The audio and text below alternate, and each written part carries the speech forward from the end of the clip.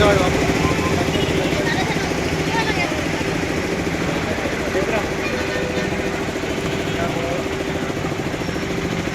కార్యక్రమానికి మన గౌరవ ఎమ్మెల్యే గారు మరియు జిల్లా కాంగ్రెస్ పార్టీ అధ్యక్షులు గారు సురేఖ జై కాంగ్రెస్, జై కాంగ్రెస్,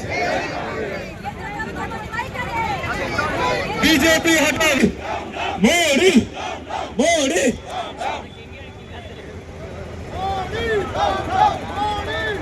దయచేసి అందరూ వెనక్కి రావాలి, అందరూ ముందు అందరికీ రావాలి. డౌన్ డౌన్ డౌన్ డౌన్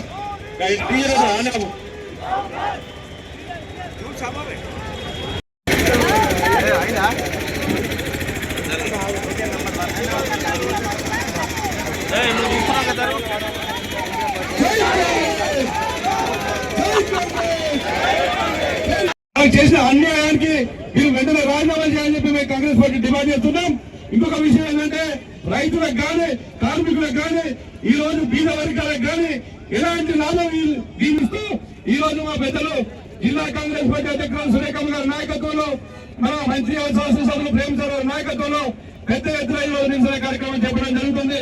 ఇదే ఇప్పటికీ ఈ పనిని కొనసాగించడం జరుగుతుంది. రవి ఆంధ్ర మండల్ రవి లక్ష్మీ మన ఆరిఫ్ గారు. జై కాంగ్రెస్. మాజీ మున్సిపల్ నస్పూర్ చైర్మన్ గారు మాట్లాడుకోండి.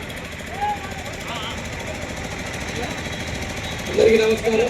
BJP BJP BJP Modi Modi Modi Modi BJP BJP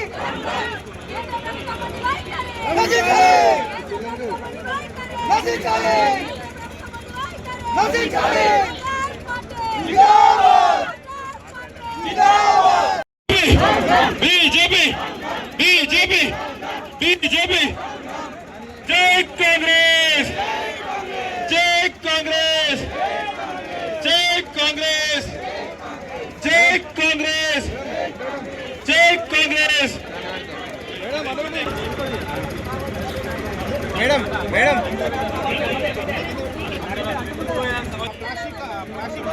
cover తీసి అడ్డుపెట్టేసి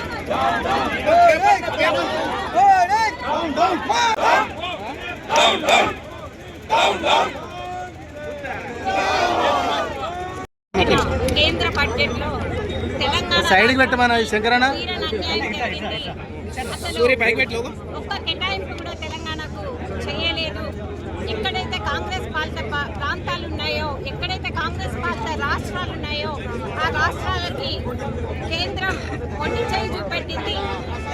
దాని గురించి ఈరోజు ఏఐసిసి పిలుపు మేరకు ఇక్కడ ధర్నా కార్యక్రమం చేస్తున్నాం. పిసిసి అధ్యక్షుడు మహేష్ కుమార్ గౌడ్ గారి నాయకత్వ వారి పిలుపు మేరకు ఇక్కడ చేస్తున్నాం ఈరోజు. అయితే కేంద్రం ఎప్పుడు కూడా ప్రభుత్వం సొమ్ముని వాళ్ళకి ఎక్కడ ఎన్నికలు ఉన్నాయో అక్కడ రాష్ట్రాలలో పంచి బీజేపీ ఓట్లు తీసుకోవాలి అని అనుకుంటుంది. ఇప్పుడు ఎల్లుండి ఢిల్లీలో ఎలక్షన్స్ ఉన్నాయి.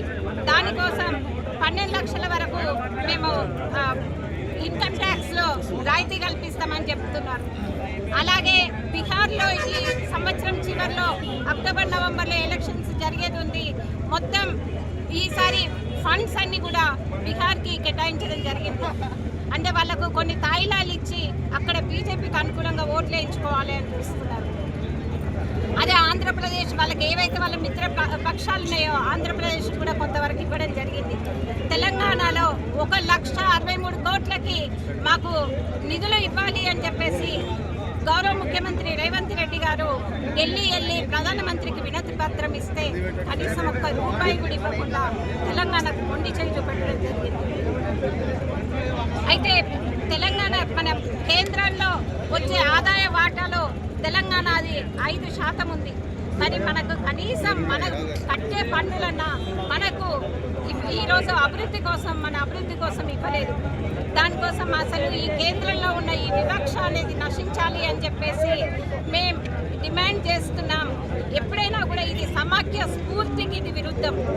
ఎప్పుడైనా కూడా కేంద్రంలో ఉన్న ప్రభుత్వం రాష్ట్రాలన్నింటిని కూడా ఒకే రకంగా చూడాలని చెప్పి